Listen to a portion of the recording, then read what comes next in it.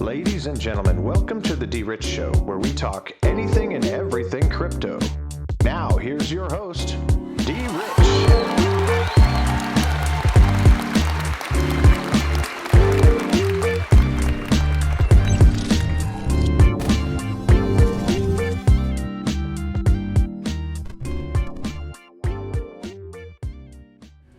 Hey everybody, welcome back to the channel. This is DRich and today is June 7, 2022. Happy Tuesday, folks. Again, I hope that you all are well and that this video finds you all in good health, good spirits, and good energy as normal, as usual. And I hope that you guys are feeling upbeat and positive and always in the right frame of mind. So here we are, another day. Thank you guys for tuning in to yesterday's video. Greatly appreciate it. Make sure you hit the like button on the way in for today's video, and we'll get to what we're going to cover in today's video. As far as you can see on the thumbnail, we're going to be talking about the SEC, who's going to begin to investigate Binance BNB as securities, and then we're going to talk about the partnership with Ripple, and then we're also going to talk about the crypto bill that we discussed yesterday, so we can kind of get an idea about what they're talking about and how they're going to proceed and move forward with trying to regulate digital assets or cryptocurrency or whatnot. So we just want to look at that and make sure that we take it in and see what's what, and come to our own understanding of what the bill is and how that is going to affect some of us, whether we invest in one asset or the other. So anyway, this is coming from beingcrypto.com. SEC, again, will investigate if Binance ICO broke securities laws. And we talked about this. I mentioned, in my personal opinion, BNB is a security of some sort, okay? Especially if you have an ICO. The SEC is reportedly investigating whether Binance violated security laws back in 2017. Neither the SEC nor Binance has officially confirmed the investigation, and lawmakers are increasingly taking action against crypto projects to ensure regulatory standards are met. So here, these folks are going after other people. I'm opposed to it. I really don't care if they are a security or not. I just think that the innovation, the space is being affected because you have these people who don't have your best interests in mind. They want to come after all of this, and I believe that we'll see what happens. And again, I do believe that BNB, in my personal opinion, is a security based on some of the language in the security laws and rules, but nevertheless, we'll see. It goes on to say here from Bloomberg Crypto, the SEC is investigating whether Binance broke security rules by selling digital tokens as it was getting off the ground about 5 years ago, a token that is now the world's fifth biggest asset. So again, it has a total capitalization of $45 billion. The exchange is currently facing scrutiny from regulators across the world and could be in for a tough near-term future. I do believe that this is more than likely going to happen. Sometimes when we talked about acquisitions and mergers yesterday with Ripple, and I do believe some of these things will have to play its due course for us to get into that framework that they're trying to implement when it comes to regulations and things like that. So I wouldn't be surprised if this is acquired by someone or some other large entity. Okay, they're just not going to spoil away $45 billion. It doesn't seem feasible or financially equitable for that to happen. Now, they might get a fine. They might get some sort of penalty or some sort. We don't know. But again, CZ Binance, as you know, he is a kind of tricky character when it comes to some of the things that he's been involved with. Just recently with the Luna debacle, his name being brought up with the Bitcoin that it's totally missing, and things like that. And we also talked about that with some other things. So we'll see what's what when it comes to that. But again, nevertheless, I don't see them not stopping the sale of BNB like they did with XRP. Okay, so if this lawsuit comes about, I expect that the price would tumble of some sort. Right now, BNB, you can see right here, 282.18 here on the ticker flash. So keep your eyes on that. Make sure that you are doing your due diligence. Make sure that you don't lose money because of this. So we'll see what happens. But anyway, Ripple powers crypto payments for luxury retail store through Lunu partnership. This was today, and this is coming from en.ethereumworldnews.com. The blockchain firm behind XRP expands its presence in Europe with the latest announcement. Lunu will leverage Ripple's liquidity hub to deliver quicker crypto exchange and transactions, and the collaboration hopes to bolster payment options across luxury retail stores in the UK, Germany, as well as Europe. And it also marks another milestone for Ripple's growth in blockchain powerhouse. The company already has a presence in the Middle East and clocked $15 billion in payment volume on its network in 2021, and Ripple has also plans to drive global crypto adoptions with this move. Okay, so again, the partnership with Berlin-based crypto startup Lunu to power faster and secure digital asset payments in luxury retail stores across Europe. So there's that. You can read the rest of the article if you choose to do so. I just want to make sure that we reported on this. Crypto liquidity is the common thread that underpins all of Ripple solutions, from payments to lending and credit. Our ambition is to build a suite of enterprise-oriented crypto products for the benefit of our clients and their customers. So just within this statement right here, from payments to lending as well as credit. So, you know, that should tell you enough in regards to how the escrow of XRP may be used in the future, whether it be payments, lending, and credit.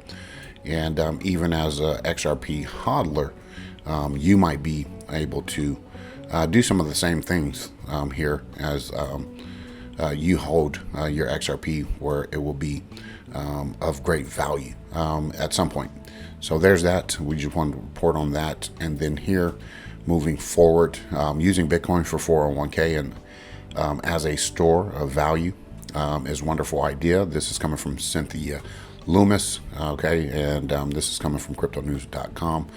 And I'll just say this, okay, I can't really tell people what to do when it comes to their 401k, but for me, I'm not going to use Bitcoin as a 401k. In fact, I won't even set up a 401k, because guess what? If I can't understand my money or learn about money and how to make my own personal investments, my own personal 401k, where I can just do what I need to do without having entities control my funds, because as we know, if you have a 401k, they're going to tax the shit out of you. Okay, that's number one, because when you are contributing to your 401k, not only are you being taxed up front, you're going to be taxed on the back end. So it's kind of like, I don't know, playing with something that doesn't really make sense, and it doesn't make sense for me when it comes to 401k. Yeah, I guess you want to look at Bitcoin as a store of value. Okay, that's personally fine, but you won't see me building my own 401k with any funds coming from an employer or even a digital asset or currency of some sort or whatnot. What I would tell you or encourage you to do is, if you're going to build your 401k comes in the means of precious metals, gold, silver, and things like that, that will retain its value over the course of your lifetime. And if you don't use it, then obviously you can pass that on to those, like your children or someone who might be like in your will or whatnot. So sound money, that is the way to go, and that's just me. It's smart money, by the way, as well. So just wanted to report on that, kind of give you my ideas on it. But here, senators introduced bill to completely overhaul U.S. crypto regulation. The new all-encompassing bipartisan bill seeks to put an end to the crypto industry's Wild Wild West era. And this is coming from Crypto Briefing. Now, here are some key takeaways. Senators Cynthia Lummis and Kirsten Gillibrand have unveiled their bipartisan crypto bill. It is dubbed the Responsible Financial Innovation Act, and the bill aims to settle the most consequential issues currently hanging over the industry. And it also gives the CFTC primary authority over the crypto spot market, sets tax exemptions for small-scale purchases of goods and services with crypto, clear standards, and stable coins, and much, much more. Well, here's some things. First of all, I trust no politician. Okay, especially this person on this particular picture, looking like a man, and this person who accused President Trump of, sexual misconduct and things like that. So I don't trust any of this stuff because, when you have rhinos, flip-floppers, and things like that, when it comes to certain issues that are important to the American citizen who are America first, then these two folks are not in your best interest. And as we know, Cynthia Lummis as a Bitcoin maxi. That's not here nor there. My point of the matter is it's not going to be favorable for those folks who are looking at other assets because they can sit there and make all of their rules for thee and not for me or we. So there you have it. And here is the bill that introduces landmark legislation to create regulatory framework for digital assets. And this is coming from loomis.senate.gov. Just wanted to go over this. You can read all of this, things like that. Digital assets, blockchain technology, and cryptocurrencies have experienced tremendous growth in the past few years and have substantial potential benefits if harnessed correctly. Just leave it alone. Let people do what they need to do or want to do. And, hey, it is what it is. And if they got to come up with their rules, their laws, and whatnot, we'll see what happens. But I'm going to go here, and then we're going to go to the section by section overview here shortly. But it assigns regulatory authority over digital asset spot markets to CFTC. It also defines and creates requirements for stablecoins that will protect consumers and markets and promote faster payments. Okay, faster payments. Okay, that's all you need to know right there. Faster payments is what we're looking for. Creates an advisory committee to develop guiding principles, empower regulatory agencies, and advise lawmakers in fast developing technology. It also imposes disclosure requirements on digital asset service providers to ensure that consumers understand the product and can make informed decisions when engaging with digital assets. Now, here's what I will say about this comment here. That it provides that the consumers understand the product and can make informed decisions.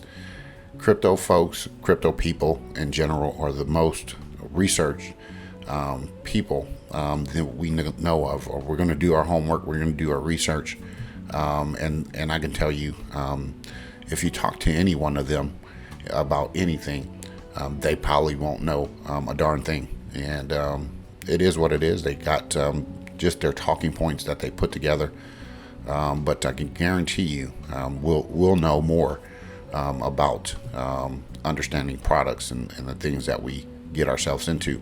Requires a study on digital assets energy consumption. It also directs the CFTC and SEC to study and report of the development of a self-regulatory organization and develop a proposal for its creation. It also directs the CFTC and SEC to consult with the Treasury and National Institute Standards and Technology to develop comprehensive principles-based guidance relating to cybersecurity for digital asset intermediaries. And it also provides a regulatory sandbox for state and federal regulators to collaborate on innovative financial technologies. It also creates a workable structure for taxation of digital assets. directs the Government Accountability Office to conduct an analysis of the potential opportunities and risks associated with investing, retirement, savings, and digital assets, and to report its findings to Congress, Treasury, and the Department of Labor. It also directs the Office of Management and Budget, along with the Cybersecurity Infrastructure Security Agency, the Director of National Intelligence, and the Defense Department to conduct an information security study around the digital yuan, China's central bank digital currency. So, I don't know why that's even in there, but, again, just going back over here, I don't even understand why these folks are going after another entity or business or whatnot in a totally different country. So that's how you have it. Well, anyway, here is this. This is, again, their PDF. You can read through all of this if you choose to do so. It's lengthy. I haven't gone over it completely. Kind of braced through it just so that we can look at some things. I want to go ahead and scroll down here. Let's see here. It kind of talks about different entities, making sure that they're reporting, making sure that they update their reports, and things like that. Decentralized autonomous organizations, you can read about that. Tax treatment of digital assets, lending agreement and related matters, implementation, effective IRS guidance. Okay, we don't have none of that. So how can we know what we're paying taxes on? And again, I think taxation is theft. That's just me. Analysis of retirement investing in digital assets. Again, we just spoke on that, and I don't believe in retirement of any sort. Okay, I don't think that when you retire, you retire. I think you still do stuff, whether or not. My mom, my dad, they're almost ready to retire, but they still feel like they want to do stuff, not just retire to just say I'm gonna kick it or hang out. It's not really like that. Most folks, they want to continue to work and do other projects. So retirement is not really retirement, in my opinion. That's just me. Here are some other things. Securities offerings involving certain intangible assets. You read about that there. Where are we here? I wanted to get down here. Sorry for if this is kind of giving you like a little head blur. There was some other information that I want to go over for us to kind of, go over. See, here are the custody and customer protection rules. You can read about that there. That's on page 20. Okay, here's the responsible commodities innovation, some definitions. Okay. In general, except as otherwise provided in paragraph B, which we didn't really read. The term digital assets has the meaning given the term in section 9801 of Title 31 United States Code. Exclusion: the term digital asset does not include an asset that provides the holder of the asset with any of the following rights in a business entity: a debt or equity interest in that entity, liquidation rights with respect to that entity, an entitlement to an interest or dividend payment from that entity, a profit or revenue share in that entity derived solely from the entrepreneurial or managerial efforts of others, any other financial interest in that entity. If you've been into XRP and you've been looking at this as a investment opportunity outside of Ripple, we don't have any investment in Ripple, so XRP cannot be deemed a security because we are not looking to any of this. We're not looking for a profit. We're not looking for any of this when it comes to what Ripple is going to provide. So there's that. I think that was something that I wanted to touch on. Reporting and record keeping standards and examinations. That's kind of what we was talking about here not too long ago. CFTC jurisdiction over digital asset transactions. You can check that out. It's just a lengthy bill that I have to really sit down. I'm going to print this thing out and read it and be able to digest it. Okay, registration of digital asset exchanges.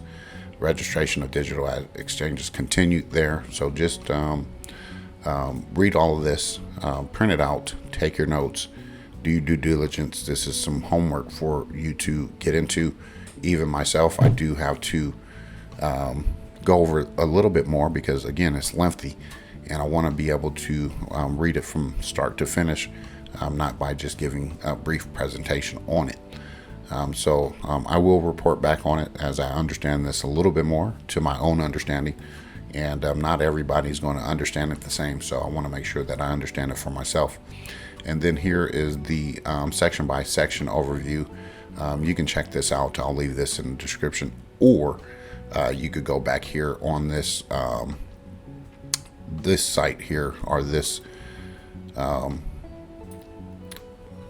article here, where you can just click on these here. You can read the Senator's Joint Medium post about their bill here, the section by section overview, and then you can check all of that out there. So I want to make sure that this is there for you guys to go over as well. Okay, make sure you read it all and check it out.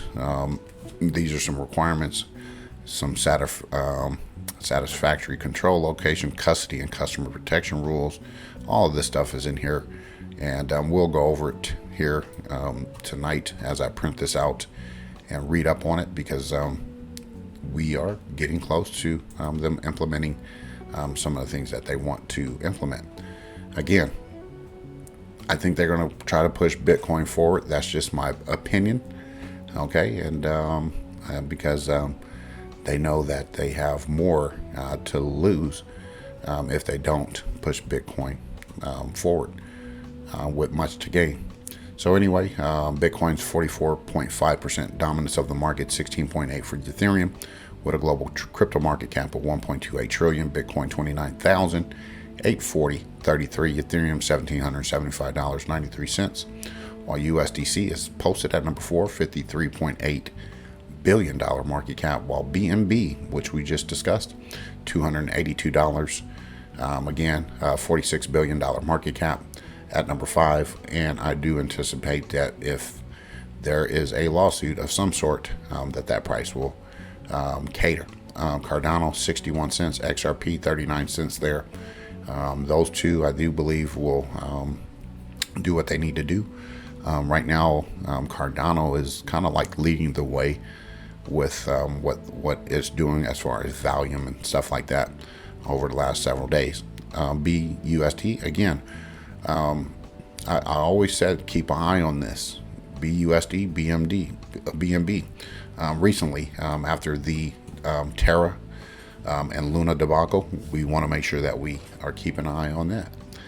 Because there's no rhyme or reason for these two to be in the top 10. Okay, it's so on with Tether, Ethereum, and Bitcoin and what they're attached to, and we'll see some things happen with that in short order.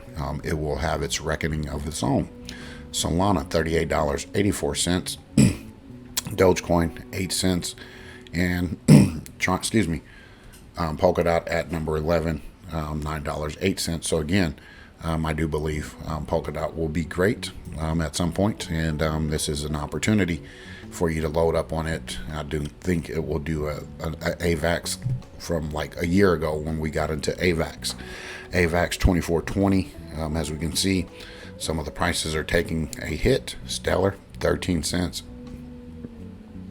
Algorand 38 cents there, VeChain 3 cents, 9 cents for H-bar. You guys know the ones that we typically normally call out here on the market cap when we do it. IOTA 34 cents, Quant $64.39. As we can see, pretty much that's about it. Rounding out that top 100. Do your due diligence, folks. This is never financial advice. I'm not a financial advisor, and most definitely I can only do my research or whatnot on certain assets. And there you have it, XDC at 105, 3 pennies, and can't say too much more. I like Qtum, $3.89 as well. So I think this is going to be a huge banger at some point. But anyway, there you have it, folks. That is today's video. I hope you enjoyed it. If you enjoyed the video, make sure you hit the like button on the way out. And if you like the content that you hear, hit the subscribe button. It helps the channel grow and beat the algorithms so we can get people to come and visit the channel often and frequently.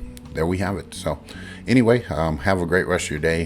Hope that all is well wherever you may be, whether it be morning, noon, or night. And we look forward to getting back with you tomorrow, 3 p.m. Eastern Time, Eastern Standard Time, which will be 2 p.m. here in Nashville. They're going to have the Ripple meeting, so you want to pay attention to that. So this video should be out before then, and you can look forward to that and see what is coming out of that as well. So that is that. And then tomorrow we got Protocol 19, and then Consensus later this weekend, and we'll get to it as we start to see the news unfold. All right, folks, have a great rest of your day. God bless, take care, and as always, treat everyone with class, dignity, and respect. Bye-bye.